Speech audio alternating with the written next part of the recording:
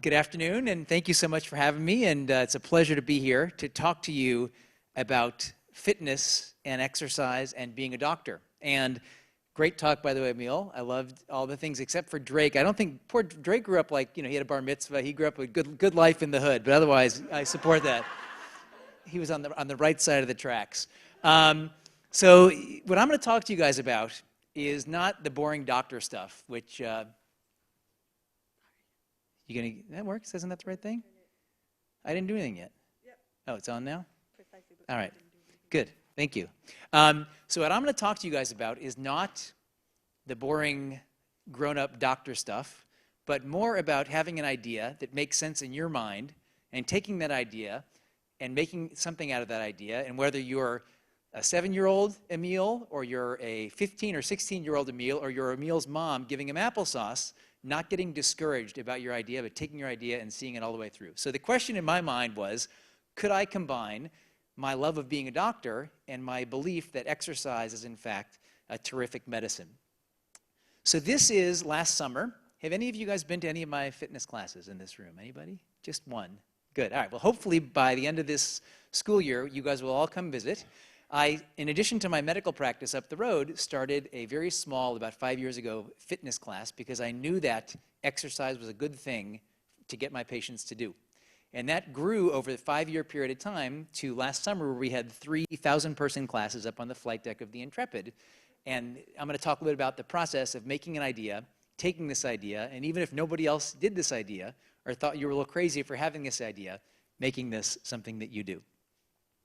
So my goal was to bring my love of being a doctor, taking care of people's achy body parts, and my goal of loving fitness and exercise and bring those two worlds together. Because the way it kind of works now is you go to the doctor when you're sick and you go to the gym and you exercise to keep yourself healthy, and they're two totally independent worlds.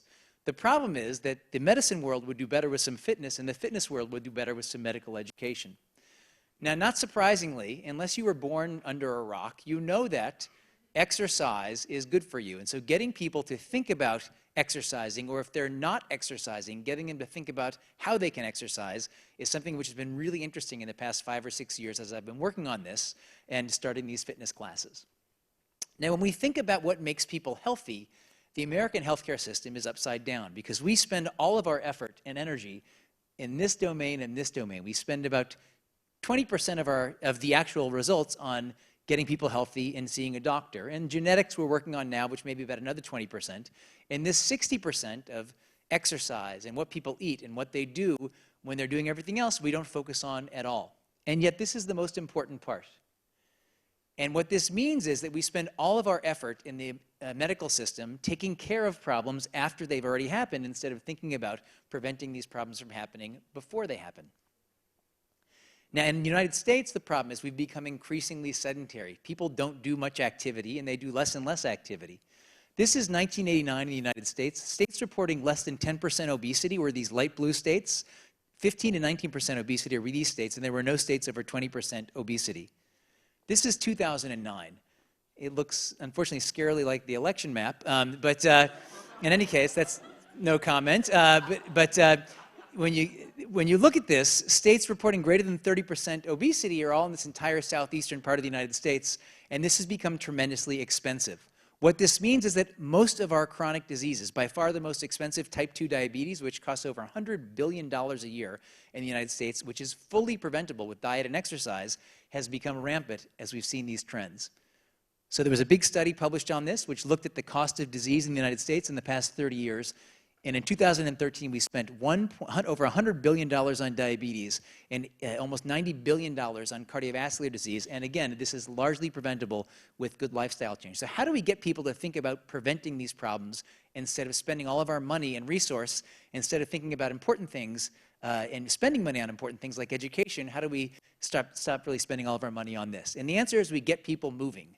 We get them moving because not only does exercise make us feel good, but it's by far the most potent medicine we have. It works for everything across the scope of the human body, from improving your mood to making you less depressed and less anxious, to sleep better, to having better memory and concentration. It's the only drug that reduces the frequency and duration of Alzheimer's symptoms.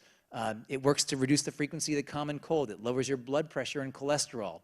It's the only drug which is effective for both prevention and treatment of type 2 diabetes. It reduces osteoarthritis. It's been linked to the prevention now of 13 types of cancer. And so this is a very potent medicine, and not only does it make people feel good, but we really want to get people out to start thinking about doing it. And it's free. It works for every single person that takes it, young and old alike. So my idea 5 years ago was, I love exercising. I want my patients to exercise, and as a sports medicine doctor, how do I take that love of exercise and put it together with what I know medically is the right thing to do, and who's going to listen to me? So I kind of came up with this idea called Ironstrength, which initially was a strength training program to get people to work on making their muscles stronger, and we started a fitness community. Now what has grown into this is kind of a huge multicultural, all ages, all sizes, all fitness levels thing, but it started with people like me, people that ran and did triathlons and would get up at 5:30 or 6 in the morning and go running in Central Park, and everybody kind of looked like me and did my kind of stuff. What it grew to, though, was a much bigger thing, and this video I'm going to show you guys comes from the New York Times story about 3.5, 4 years ago, one of our early classes. So we're going to play this real quickly, and we'll have a look at this.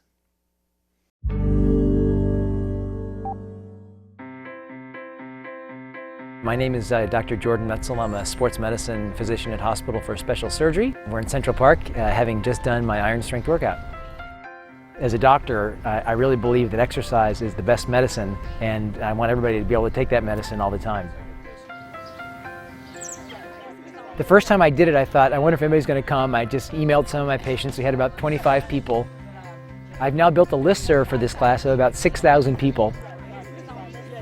This kind of workout's great about twice a week, and the great thing about it is it's free, you don't need any equipment, and it's so effective. I think body weight strengthening and what's called functional strength training is the way to go.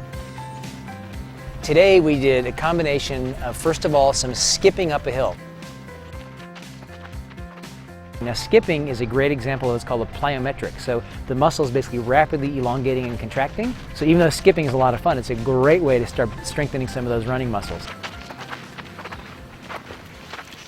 These kind of workouts over time push your lactate threshold, meaning that your fatigue level gets further and further out the more you do this kind of intense training.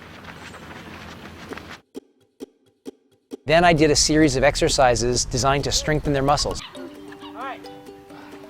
And so I started with what we call plyometric jump squats, and those are like the best exercise you can do. They're awesome. You basically squat all the way down, and then you jump up in the air and squat all the way back down. Then I had people get on the ground, and I did a series of rotation planks with a push-up. And then legs down is when you bring your legs all the way up and then straight down. Again, a great core strengthener. And then some sit-ups, and the idea is strengthening the whole kinetic chain, all the muscles. We started with the legs and the glutes, then we went to the core and the upper body. Following that, we did my favorite exercise, which is called the burpee. It was designed in the 1930s to give maximum strength and maximum effort. And then we finished with an isometric exercise called a plank, and that's when you hold yourself in one position to strengthen all the muscles around the core. And that's the thing I love about this class, is that it basically brings people together of all different ages and abilities. And it's great because as a group, you can work so much harder than you can individually.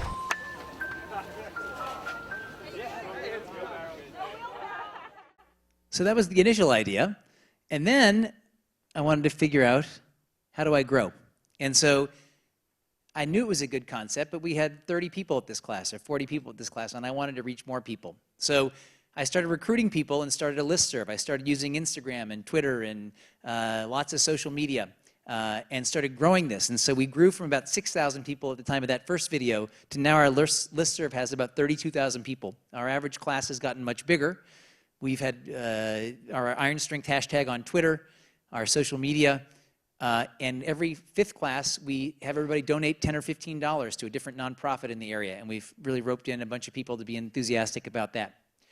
So what we started out with then, we've grown into this now, which is a video where I started with my slide with, the first picture, which kind of looks at where this program has gone to now, and then I'll finish with some conclusions.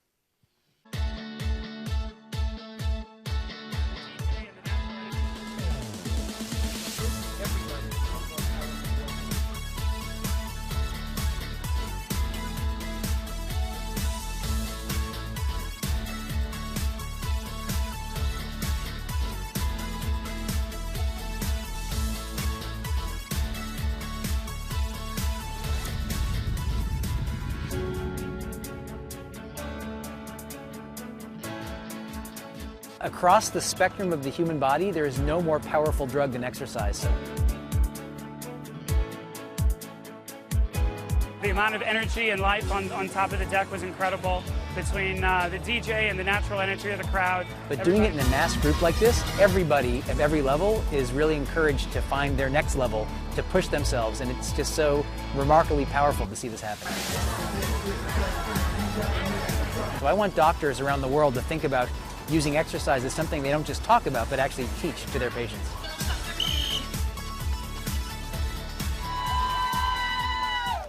So to finish, when I kind of personally started this idea, I knew it was something that I liked to do personally, and I knew it was kind of a good idea, but I had no platform, I had no experience with teaching fitness classes, I didn't know who Drake was, I kind of knew some Jay-Z songs, kind of.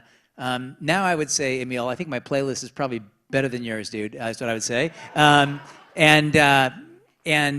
I've kind of, what I've ended up doing is combining what it means to be a doctor with what it means to think about preventive health in a very different way than I ever started. And I hope to continue to push boundaries and think about growing and kind of expanding this concept in the years to come. So even if you grow and keep growing, and I hope you all keep growing, my advice in kind of summation of this is if you have an idea, just keep seeing it through and you never know it will lead. Thank you very much.